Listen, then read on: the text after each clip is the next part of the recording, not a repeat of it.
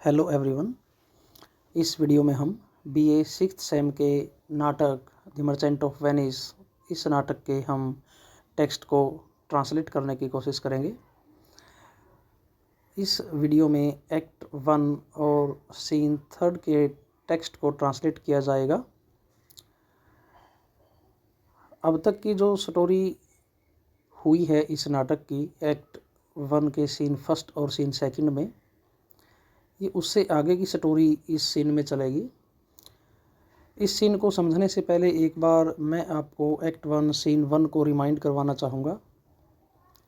अब तक हमने एक्ट 1 के 2 सीन स्टडी किए हैं, सीन 1 एंड दी सीन 2।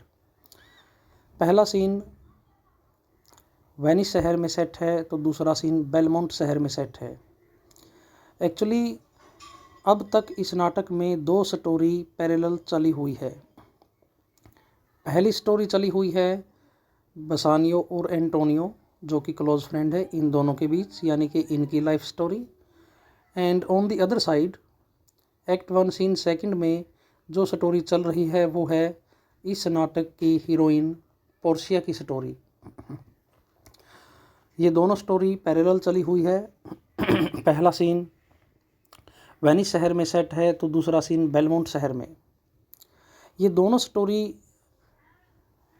उस इवेंट पर जाकर मिलती हैं जब बसानियो इस नाटक की हीरोइन पोर्शिया से शादी करने के लिए बेलमोंट शहर में जाता है।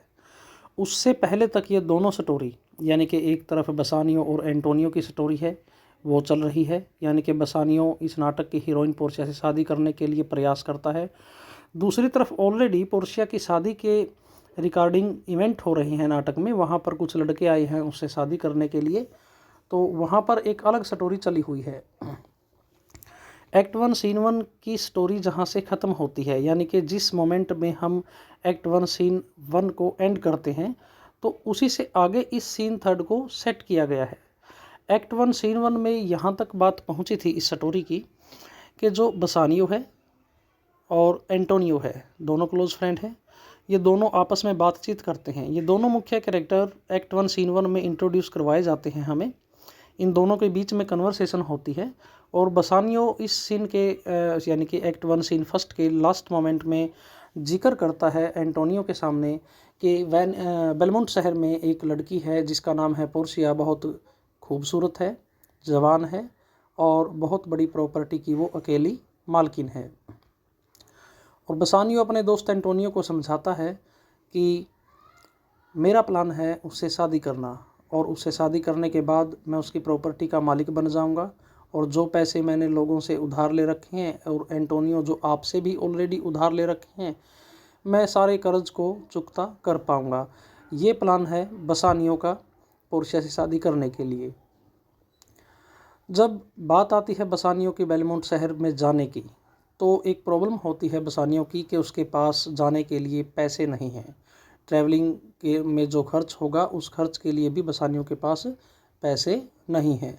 और इसी प्रॉब्लम को वो शेयर करता है अपने दोस्त एंटोनियो से कि मुझे पैसों की ज़रूरत है, अगर आप पैसे देते हो तो मैं बेलमोंट शहर जाऊंगा, अपनी किस्मत को आजमाऊंगा और मेरा मन कहता है कि मैं पोर्शिया से शादी करने में सफल हो जाऊंगा और मैं आपके सारे पैसे वापस दे पाऊंगा। लेकिन एंटोनियो कहता है कि इस प्रेजेंट मोमेंट में मेरे पास पैसे नहीं हैं और इसलिए अभी मैं आपको पैसे दे भी नहीं पाऊंगा, न ही कोई व्यापारिक वस्तुएं मेरे पास है जिनको मैं सेल कर सकूं और आपकी ज़रूरत को पूरा कर सकूं। तो एक्ट 1 सीन 1 के लास्ट में दोनों मित्र ये डिसाइड करते हैं कि चलो इस वेनिस शहर में जाकर हम सर्च करते हैं कि हमें पैसे कहाँ से उधार मिल सकते हैं। अब जब वो दोनों मित्र वेनिस शहर में अपने लेवल पर ट्राई करने के लिए निकलते हैं कि हम कहाँ से पैसे उधार ले सकते हैं, अब जहाँ से भी इन्होंने ट्राई किया होगा पैसे लेने के लिए वहाँ पर इनको पैसे नहीं मिले होंगे। एट लास्ट, यानी कि आखिरकार ये पहुँचते हैं दोनों बसानियो और एंटोनियो साइलोक के पास। स्टार्टिंग में बसानियो आता है, साइलोक से बातें करता है पैसों के लिए और गारंटर बना देता है एंटोनियो को। ये यहाँ से आपका एक्ट 1 सीन 3 शुरू हो जाता है। जब एंटोनियो को गारंटर बनाया जाता है तो साइलोक के मन में एक दूसरा प्लान आ जाता है कि उसने मेरी बहुत बार इंसल्ट की है, मुझे उससे बदला लेना है, तो ये एक सुनहरा अवसर हो सकता है। बसानियो जाकर कहता है कि साइलोक, मुझे 3000 ड्यूकेट्स चाहिए और 3 महीने के लिए चाहिए। और जहाँ तक गारंटर की बात होगी, मेरा दोस्त एंटोनियो इस बात का जिम्मेदार रहेगा कि आपके पैसे वापस मिल जाएंगे। अगर मैं नहीं दे पाया तो मेरा गारंटर, मेरा दोस्त एंटोनियो है, वो आपके सारे पैसे वापस दे देगा। इसके चलते ही जब ये दोनों बातें कर रहे थे, बीच में वहाँ पर एंटोनियो आ जाता है। तो साइलोक पूछता है कि हाँ ठीक है। वो बीच में भूल जाता है कि कितने महीने के लिए चाहिए। एंटोनियो से याद दिलवाता है कि हाँ 3 महीने के लिए चाहिए। एंटोनियो को वो समझता है कि ये अमीर तो बहुत है, लेकिन साइलोक उस बसानियों को ये बताता है, या फिर ये कह लो उसके गारंटर होने पर हल्का सा शक करता है कि ये एक बिजनेसमैन है और इसने सारे पैसे अपने बिजनेस में इन्वेस्ट किए हुए हैं ऑलरेडी। इसके कई सारे जहाज़ विदेशों से माल लेने के लिए गए हुए हैं। लेकिन पानी में तो भी अलग अलग तरह के खतरे होते हैं, जैसे कि ज़मीन पर चोरी हो सकती है तो पानी में भी चोरी हो सकती है। मतलब कि वहाँ भी समुद्र में लुटेरे होते हैं, और किसी समुद्री तूफान में इसके जहाज़ फंस सकते हैं, किसी समुद्री चट्टान से इसके जहाज़ टकरा सकते हैं, जिससे कि एंटोनियो का नुकसान हो सकता है। और ऐसी स्थिति हो सकती है एंटोनियो की कि वह मेरे पैसे वापस न दे पाए। लेकिन आखिरकार साइलोक डिसीजन ले लेता है कि मैं ये पैसे देने के लिए तैयार हूँ। लेकिन साइलोक बोलता है कि अभी मेरे पास नहीं है पैसे, लेकिन मेरा एक दोस्त है जिसका नाम है ट्यूबल, वो मेरी ही रेस से बिलोंग करता है, रेस मीन जाति, तो मैं उससे पैसे लेकर मैं आपको दे सकता हूँ। यहाँ पर एक शर्त रख देता है साइलोक कि 3000 ड्यूकेट्स आपको चाहिए और 3 महीने के लिए चाहिए। तो इसके लिए एक बॉन्ड होगा कि अगर आप निश्चित की गई तारीख पर मुझे मेरे पैसे वापस नहीं दे पाते तो मैं आपकी बॉडी से एक मांस का टुकड़ा निकाल लूँगा जिसका वज़न 1 पाउंड होगा। ये बात सुनकर बसानियों को थोड़ा सा शक होता है कि इसका प्लान कुछ और है। बसानियो अपने दोस्त को मना करता है एंटोनियो को, ऐसा बॉन्ड आप साइन मत कीजिए। लेकिन एंटोनियो अपने दोस्त बसानियो को बताता है कि मेरे जो समुद्री जहाज़ हैं वो 2 महीने के अंदर वापस आ जाएंगे और व्यापार में लाभ होगा, और हमने पैसे उधार लिए हैं 3 महीने के लिए। तो इस हिसाब से मैं इसके पैसे 2 महीने में ही वापस कर दूंगा, तीसरे महीने तक नौबत ही नहीं आएगी और हम सेफ रहेंगे, ऐसी कोई समस्या होगी ही नहीं। बसानियों के मना करने के बावजूद भी एंटोनियो इस बॉन्ड को साइन करने के लिए तैयार हो जाता है। बीच में इस सीन में, एक्ट 1 सीन 3 में, साइलोक के कुछ डायलॉग आएंगे जो बहुत इम्पोर्टेंट होंगे। रेफरेंस टू द कॉन्टेक्स्ट के हिसाब से अगर हम देखें तो वो इम्पोर्टेंट रहेंगे। इस एक्ट 1 और सीन 3 में एक तो ये नया कैरेक्टर आपको इंट्रोड्यूस हुआ है जिसका नाम है साइलोक। साइलोक ही इस नाटक का विलेन माना गया है और साइलोक ही एंटोनियो को मारने का प्लान भी बनाता है। साइलोक ज्यू है, एंटोनियो और बसानियो क्रिश्चियन हैं, इसलिए इनमें थोड़ी सी रंजिश की भावना है, या ये कहो जो धार्मिक मतभेद है उसकी वजह से ये दोनों एक दूसरे से नफ़रत करते हैं। बसानियो भी साइलोक से नफ़रत करता है, एंटोनियो भी करता है, और साइलोक भी इन दोनों से नफ़रत ही करता है। लेकिन ये इनसे पैसे लेते हैं उधार इसलिए क्योंकि इनको किसी दूसरी जगह पर पैसे उधार नहीं मिलते, और साइलोक नफ़रत करने के बाद भी इनको पैसे देने के लिए तैयार होता है। तो इसकी भी यही वजह थी कि साइलोक सिर्फ इंटरेस्ट के लिए, ब्याज के लिए इनको पैसे नहीं दे रहा। वो एक्चुअल में ब्याज तो लेना ही नहीं चाहता, एक्चुअल में वो एंटोनियो से अपना बदला लेना चाहता है, क्योंकि साइलोक इस सीन में डिफ़ाइन करेगा कि इसने मेरा कहाँ कहाँ नुकसान किया है। जहाँ पर मैं डीलिंग करता हूँ, बिज़नेस करता हूँ, ये वहाँ जाकर भी मेरा नुकसान करता है। मेरी जो डीलिंग होती है, जो सौदेबाजी होती है, ये उसमें जाकर बीच में अपनी टांग अड़ाता है। और इसने मेरे ऊपर एक बार थूक भी दिया था, इस एंटोनियो ने मुझे एक बार लात भी मारी थी। तो इन सब चीज़ों का वो बदला लेने का प्लान बनाता है और इस बदले की भावना से प्रेरित होकर ही साइलोक उस आदमी को पैसे देने के लिए तैयार है जिससे वह नफ़रत करता है। और साइलोक कहता है कि मेरे ऊपर धिक्कार होगा या फिर मैं असफल कहलाऊंगा या मैं नफ़रत के योग्य होऊंगा कि अगर मैंने इस मौके पर भी इस एंटोनियो को छोड़ दिया। तो एक्चुअल में दोनों एक दूसरे के हैं तो दुश्मन, लेकिन एक पैसे उधार ले रहा है वो भी किसी मजबूरी में, और एक दुश्मन पैसे उधार दे रहा है वो किसी प्लान के तहत। यानी कि दोनों में आप कह सकते हो सामान्य सतर पर दोनों में ये बिजनेस की डीलिंग तो नहीं है, ये डीलिंग है बदले की भावना की या एक दूसरे के प्रति जो मन में नफ़रत है उसका बदला लेने की। साइलोक का जो प्लान है वो एंटोनियो का कत्ल करना है, लेकिन वो बिजनेस डीलिंग के थ्रू करना चाहता है, डायरेक्ट मर्डर वो नहीं कर रहा। अब इसके टेक्स्ट को ट्रांसलेट करते हैं। Enter Bassanio and Shylock. Act 1 scene 1 के लास्ट में जब एंटोनियो और बसानियो सीन से निकलते हैं तो यही कहकर निकलते हैं कि चलो देखते हैं हमें कैसे पैसे उधार मिलते हैं स्पेनिश शहर से और कौन हमें पैसे दे सकता है। तो दोनों अपने अपने लेवल पर एफर्ट कर रहे हैं। बसानियो पैसे की तलाश में आ जाता है साइलोक के पास। साइलोक का डायलॉग है यहाँ पर सबसे पहला, 3000 ड्यूकेट्स पेल, यानी कि बसानियो ने यहाँ आने के बाद साइलोक को इन्फॉर्मेशन दे दी है या उससे रिक्वेस्ट कर ली है कि मुझे 3000 ड्यूकेट्स चाहिए।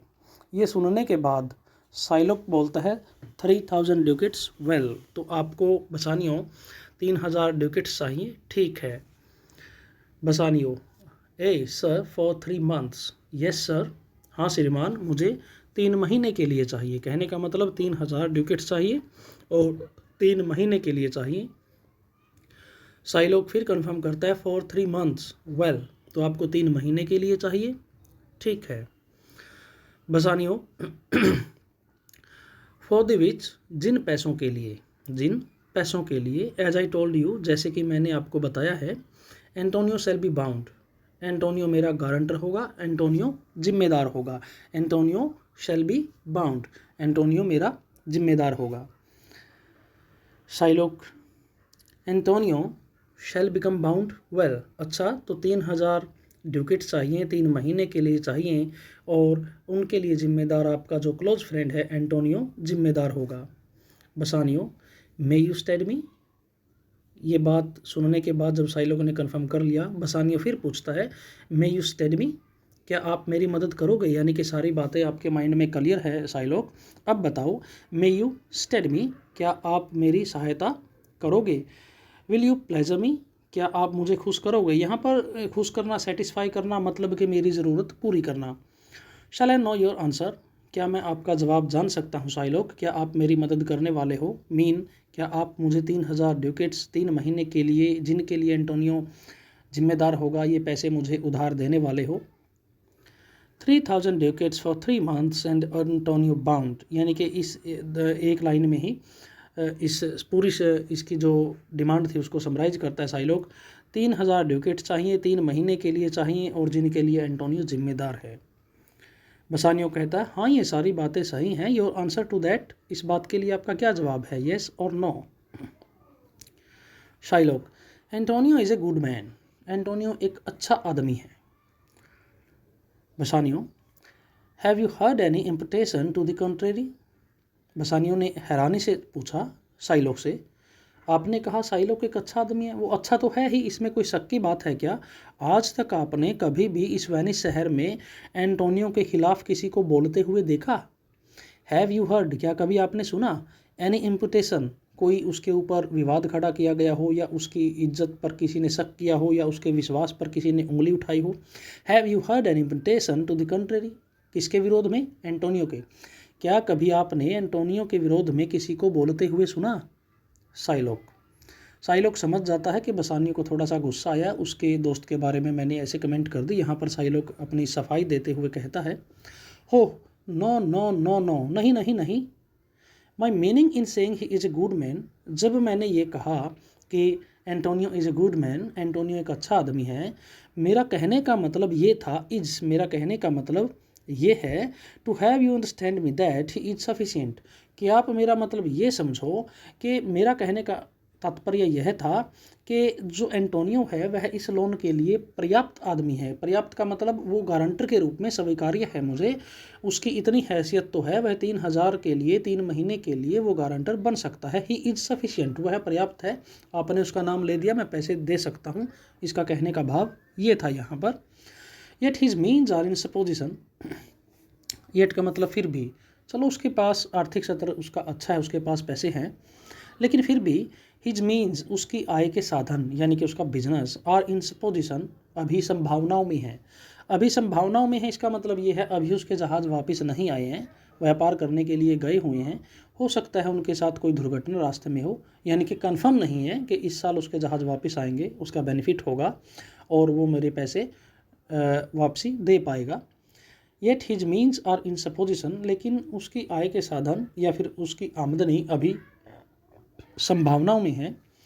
ही has an argosy bound to Tripolis, उसका एक समुद्री जहाज गया हुआ है ट्रिपोलिस में।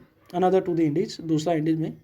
I understand moreover upon the Rialto, Rialto आर्थिक गतिविधियों का सेंटर है, वेनिस जैसे एक शहर है, दूसरा एक शहर है रियलिटो। जो रियलिटो है आप यूँ समझिए जैसे कि इंडिया में मुंबई है, आर्थिक राजधानी समझा जाता है, जिसे इंडिया की आर्थिक राजधानी मुंबई को समझा जाता है। तो ठीक आर्थिक एक्टिविटीज़ के लिए रियलिटो शहर फेमस है। यहाँ पर अंडरस्टैंड का मतलब है समझना, सुनना, मैंने सुना है। आई अंडरस्टैंड मोर ओवर, मैंने इससे अधिक, किससे अधिक, एक तो उसका जहाज़ ट्रिपोलिस में गया है, कुछ दूसरे इंडीज में गई हैं, और इससे ज़्यादा सूचना मेरे पास ये है अपॉन द रियलिटो, रियलिटो शहर से मैंने ये सुनने को मिला है। He has a third at Mexico, उसका एक तीसरा जहाज़ मैक्सिको शहर में भी गया है। ए फोर्थ फॉर इंग्लैंड, और एक चौथा जहाज़ England. And other ventures he has squandered abroad, और उसके दूसरा जो जहाज़ों के नाम लिए हैं अलग अलग शहरों के, इनसे अलग भी उसका व्यापार विदेशों में फैला हुआ है, यानी कि दूसरे स्थानों पर भी इस एंटोनियो के जहाज़ गए हुए हैं, यानी कि उसका बिजनेस पूरे विदेश में फैला हुआ है। But ships are but boards, लेकिन जो ये समुद्री जहाज़ गए हैं ना एंटोनियो के बिजनेस करने के लिए, but ships are but boards, ये जो समुद्री जहाज़ हैं ये लकड़ी से बने हुए ही बोर्ड की तरह हैं, यानी कि ये गॉड मेड नहीं है, ये ह्यूमन मेड है, यानी कि इनमें लापरवाही हो सकती है। सेलर्स बट मैन, और जो नाविक हैं यानी कि समुद्री जहाज़ को जो चलाते हैं वो भी कोई और नहीं बस साधारण आदमी ही हैं। देयर बी लैंड रैट्स, ज़मीन पर चूहे हो सकते हैं सामान को नुकसान पहुंचाने के लिए। एंड वाटर रैट्स, तो इस तरह से पानी में भी नुकसान हो सकता है। Water thieves and land thieves, जिस तरह से ज़मीन पर चोरी हो सकती है तो इस तरह से पानी में भी चोरी हो सकती है, यानी कि ज़मीन पर भी चोर हैं और पानी में भी चोर हैं। Water thieves and land thieves, ज़मीन पर भी चोर हैं, पानी में भी चोर हैं। पानी में चोर होने का मतलब है आई मीन पायरेट्स, साइलोग कहता है, मेरा मतलब है समुद्री लुटेरे जो सामान को लूट सकते हैं। आई मीन पायरेट्स, मेरा मतलब है समुद्री लुटेरे, पायरेट्स समुद्री लुटेरे। And then there is peril of waters, और इससे अलग, किससे अलग, कि चूहे नुकसान पहुंचा सकते हैं, चोरी हो सकती है, या फिर समुद्री लुटेरे जहाज़ को लूट सकते हैं। इन चीज़ों से भी अलग और भी खतरे हैं, जैसे कि then there is the peril of waters, पानी से भी खतरा है।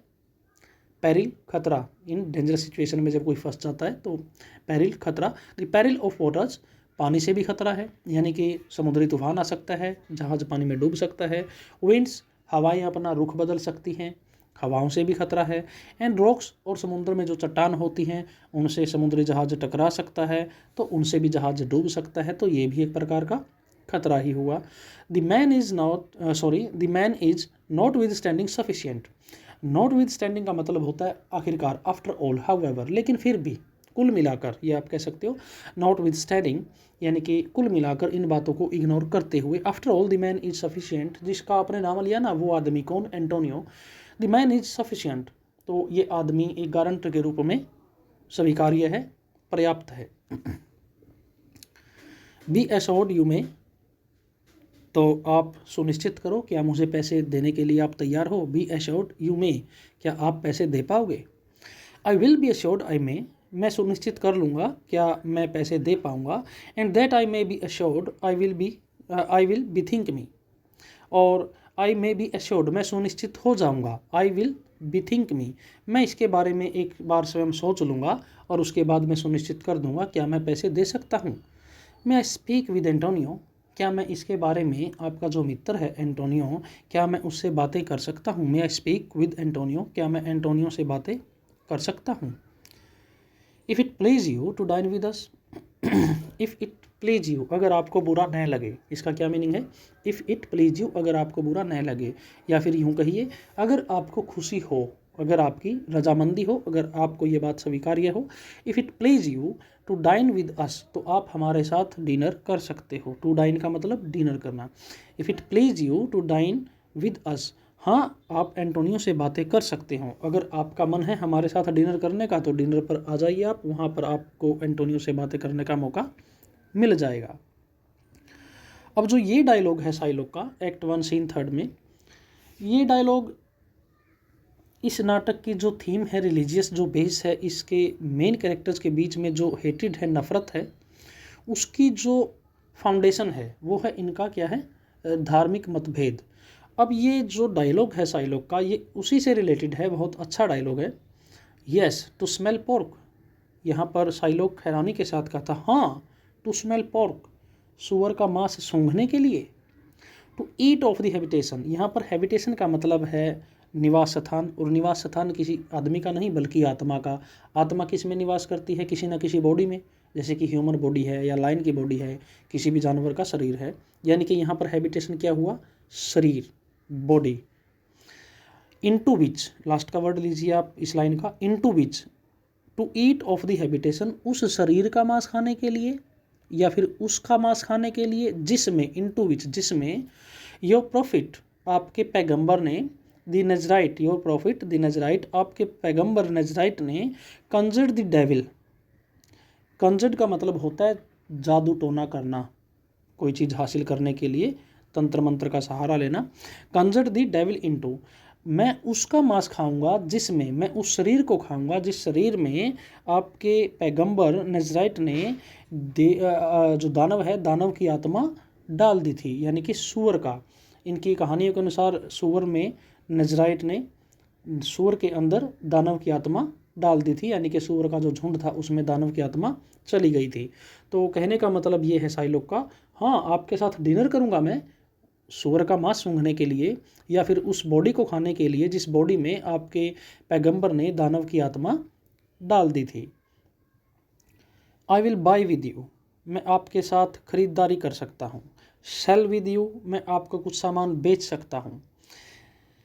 टॉक विद यू, मैं आपसे बातें भी कर सकता हूँ। वॉक विद यू, मैं आपके साथ वॉक पर जा सकता हूँ। एंड सो फॉलोइंग, और इस तरह की कुछ और क्रियाएं, यानी कि आपके साथ मैं बिजनेस कर सकता हूँ, कुछ सामान खरीद सकता हूँ आपसे, आपको सामान बेच सकता हूँ, आपके साथ बातें कर सकता हूँ।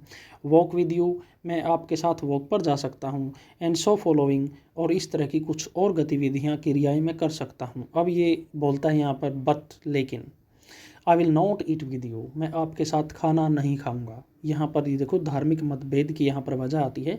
But I will not eat with you, मैं आपके साथ खाना नहीं खाऊंगा। Drink with you, I will not drink with you, मैं आपके साथ शराब भी नहीं पीऊँगा। And I will not pray with you, और मैं आपके साथ प्रार्थना में भी शामिल नहीं होऊंगा। यानी कि ये खाना खाना थोड़ा सा पर्सनल है, ये रिलीजियस चीज़ें भी इसमें मैटर करती हैं। जैसे कि जो मोहम्मडन हैं वो गाय के मांस को खा सकते हैं, ईसाई लोग हैं गाय के मांस को खा सकते हैं, बट जो लोग हिंदू धर्म को फॉलो करते हैं वो इस बात को बहुत बड़ा पाप मानते हैं, वो नहीं खाएंगे। तो यहाँ पर क्या हुआ, रिलीजियस डिफरेंसेस आ जाते हैं बीच में खाने के रिगार्डिंग भी। और जैसे प्रेयर की इसने बात की, हर धर्म के अपने अपने रूल्स हैं या फिर मान्यताएं हैं जो फॉलो करते हैं लोग जब वो प्रार्थना करते हैं। जैसे कि जो मंदिर है उसमें हिंदू लोग प्रेयर करते हैं, तो मस्जिद में मुस्लिम। तो कहने का मतलब प्रेयर भी एक धार्मिक आस्था का मामला है। तो यहाँ भी लोग अपने अपने विचारों को फॉलो करते हैं, अलग अलग तरीके उनके होते हैं। तो इसलिए इसने कहा I will not eat with you, मैं आपके साथ खाना भी नहीं खाऊंगा। I will not drink with you, मैं आपके साथ शराब भी नहीं पीऊँगा। And I will not pray with you, मैं आपके साथ प्रार्थना भी नहीं करूँगा। What news on the Rialto, Rialto शहर से क्या खबर है। Who is he comes here, ये सामने से यहाँ पर कौन आ रहा है। हु इज़ ही, वो कौन है। कम्स हियर, जो यहाँ पर आ रहा है। Who is he comes here, ये कौन है जो यहाँ पर हमारी तरफ आ रहा है। एंटर एंटोनियो, एंटोनियो वहाँ से आता हुआ नज़र आता है तो वो सीन में एंट्री कर लेता है। बसानियो, दिस इज सीनियर एंटोनियो, ये तो श्रीमान जेंटलमैन एंटोनियो हैं। साइलोक साइड यानी कि आप कह सकते हो अपने आप से। ये बात साइलोक की न तो एंटोनियो को सुनाई दे रही है और न ही बसानियो को। How like a fawning publican he looks, ये कितना घटिया आदमी नज़र आ रहा है।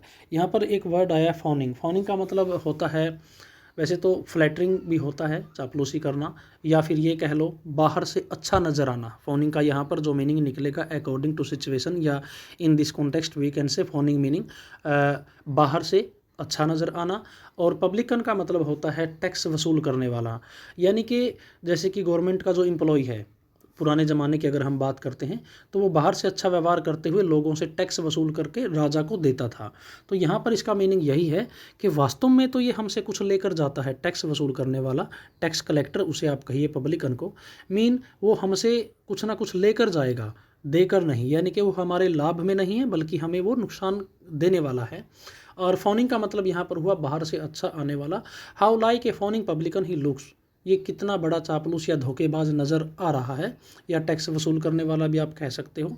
आई hate him for he is a Christian, ये डायलॉग भी साइलोक का बहुत अच्छा रहेगा, क्योंकि इस नाटक में जो दो कैरेक्टर हैं एंटोनियो और जो साइलोक है, इन दोनों के बीच जो नफ़रत है, उनका जो दोनों का ही जो बेस है वो दोनों का ही धर्म है, यानी कि दोनों रिलीजियस लेवल पर अलग अलग हैं, तो उनके आइडियाज़ भी अलग हैं, उनके कॉन्सेप्शन भी अलग हैं, तो इस वजह से वो नफ़रत करते हैं। और यहाँ पर ये डायरेक्ट बोलता है Shylock, I hate him for he is a Christian, मैं इससे इसलिए नफ़रत करता हूँ क्योंकि इसका धर्म ईसाई है, यह एक ईसाई है, इसलिए मैं इससे नफ़रत करता हूँ। बट मोर फॉर दैट, और इससे भी ज़्यादा मैं नफ़रत क्यों करता हूँ यह बताता है। But more for that in low simplicity he lends out money gratis and brings down the rate of usance here with us in Venice. But more for that, इससे भी ज़्यादा मैं नफ़रत इस एंटोनियो से इसलिए करता हूँ इन लॉ सिंप्लिसिटी। लॉ सिंप्लिसिटी का मतलब यहाँ पर ये ले सकते हो आप जनसाधारण को, या फिर ये कह सकते हो अगर ये एंटोनियो के रिगार्डिंग ये वर्ड यूज़ किया गया, इन लॉ सिंप्लिसिटी यानी कि मूर्खतापूर्ण। लॉ नेचर सिंप्लिसिटी साधारण होना, यानी कि थोड़ा सा मंदबुद्धि होना, मूर्खतापूर्ण होना, या फिर गरीब या फिर कॉमन पीपल की अगर हम बात करें low simplicity. He lends out money, he का मतलब यहाँ पर है एंटोनियो के लिए यहाँ पर ये यूज किया गया। Antonio lands out money, Antonio पैसे देता है, ग्रेटिस होता है विदाउट एनी इंटरेस्ट, एंटोनियो बिना किसी ब्याज के पैसे देता है। और जब वो बिना किसी ब्याज के पैसे देगा तो जो लोग ब्याज पर पैसे देते हैं लोग उनके पास नहीं जाएंगे, तो इससे मार्केट में क्या होगा, रेट ऑफ इंटरेस्ट नीचे आएगा। And Antonio brings down the rate of usance का मतलब होता है ब्याज की दर, और इस तरह से एंटोनियो ब्याज की दर को नीचे गिरा देता है। Here with us in Venice, इस वेनिस शहर में एंटोनियो क्या करता है, लोगों को ज़रूरत पड़ने पर विदाउट एनी इंटरेस्ट, बिना किसी ब्याज के वो पैसे लोगों को उधार दे देता है। और इससे क्या होता है, वेनिस शहर में जो रेट ऑफ इंटरेस्ट है वो डाउन चला आता है, और इस वजह से क्या होता है, साइलोक का नुकसान होता है। क्योंकि साइलोक इस नाटक में क्या करता है, लोगों को बड़ी दर पर, यानी कि बढ़ी हुई दर पर या ज़्यादा दर पर, बहुत महंगे ब्याज की दर पर लोगों को पैसे उधार देता है, और उसका यही बिजनेस है और इसी से वो पैसे कमाता भी है। तो जब फ्री में लोगों को पैसे मिल रहे हैं तो साइलोक के पास कम जाएंगे, तो इस वजह से ब्याज का जो मुनाफा होता था साइलोक को उसमें कमी आ जाती है, इसलिए नफ़रत करता है एंटोनियो से। If I can catch him once upon the hip, catch once upon the hip, यहाँ पर इसका मीनिंग है एक बार मेरी पकड़ में आ जाए। If I can catch him once upon the hip, अगर एक बार मेरी ऐसी कंजे में एंटोनियो फंस जाए तो क्या करूँगा, I will feed fat the ancient grudge I bear him. I will feed fat the ancient grudge का मतलब है पुरानी नफ़रत। आई विल फीड फैट, मन भरकर, जैसे हम खाना खा लेते हैं ना, तो मन भरकर नफरत निकालना है यहाँ। आई बियर हिम, जो उसके प्रति मेरे मन में नफरत है। शाइलॉक कहता है अगर एक बार मेरे ये शिकंजे में एंटोनियो फंस जाए तो क्या करूँगा, मेरे मन में एंटोनियो के प्रति जो पुरानी नफरत भरी पड़ी है, रंजिश की जो भावना है, मैं उसको मन भर के शांत कर लूँगा, यानी कि मैं अपना बदला पूरा कर लूँगा। He hates our sacred nation, ये जो एंटोनियो है ये हमारे पवित्र धर्म से नफरत करता है। ही एंटोनियो हेट्स नफरत करता है, आवर हमारे, सेक्रेड पवित्र, you can say Holi. Nation का मतलब यहाँ पर राज्य या राष्ट्र नहीं है, नेशन का मतलब है जो रिलीजियस कम्युनिटी होती है, एक धार्मिक संप्रदाय इकट्ठा होता है, जैसे कि हिंदू धर्म के लोग हैं या फिर मुस्लिम धर्म के लोग हैं, यहाँ पर धर्म आप कह सकते हो। He hates our sacred nation, ये हमारे पवित्र धर्म से, या हमारे जो लोग हैं हमारे धर्म को फॉलो करने वाले, इन लोगों से ये नफरत करता है। एंड ही रेल्स, और ये विद्रोह करता है। इवन देयर, ये वहाँ भी मेरा नुकसान करता है। वेयर, जहाँ मर्चेंट्स मोस्ट डू कॉन्ग्रीगेट, जहाँ पर व्यापारी लोग अक्सर इकट्ठा होकर बिजनेस करते हैं, तो ये वहाँ भी मेरी जो डीलिंग होती है उसमें, सौदेबाजी होती है उसमें टांग अड़ाता है, उसमें अड़चन पैदा करता है। He rails on me my bargains and my well won thrift, ये मेरे खिलाफ बोलता है, मेरे माई बार्गेन्स, मेरी सौदेबाजी में टांग अड़ाता है। And my well won thrift, well won thrift का मीनिंग है जो मैं अच्छे तरीके से या फिर अच्छे स्तर पर मैं पैसे कमाता हूँ। विच ही कॉल्स इंटरेस्ट, जिसको यह ब्याज कहता है, यानी कि ब्याज के थ्रू शाइलॉक पैसे कमाता है। वेल वॉन थ्रिफ्ट, थ्रिफ्ट यहाँ पर कह सकते हो मुनाफा, कम पैसे देकर ज़्यादा बेनिफिट लेना, यानी कि कम इन्वेस्टमेंट और जो आउटपुट होगी ज़्यादा होना, यानी कि पैसे कमाना। विच ही कॉल्स इंटरेस्ट, जिसे यह ब्याज कहता है, ये मेरी ब्याज की जो मेरी प्रोसेस है लोगों से पैसे कमाने की, उसमें भी मेरी हानि करता है। कस्ट बी माई ट्राइब, मेरी जाति पर धिक्कार है या मुझ पर धिक्कार होगा। कस्ट बी माई ट्राइब, मेरी जाति पर अभिशाप है। इफ़ आई फॉरगिव हिम, अगर मैं उसे माफ़ कर दूं तो, यानी कि अगर मुझे बदला लेने का अगर मौका मिलता है और मैं एंटोनियो को माफ़ करता हूं तो मेरी जाति पर धिक्कार है, ये नहीं होना चाहिए। कहीं ना कहीं यानी कि शाइलॉक कन्फर्म है, शाइलॉक प्लान ऑलरेडी बना चुका है कि अगर मुझे मौका मिल जाए तो मैं 100% एंटोनियो से अपनी जाति से नफरत करने की वजह से उससे बदला ले लूँगा। इस वीडियो में टेक्स्ट को यहीं तक करते हैं। Thank you everyone.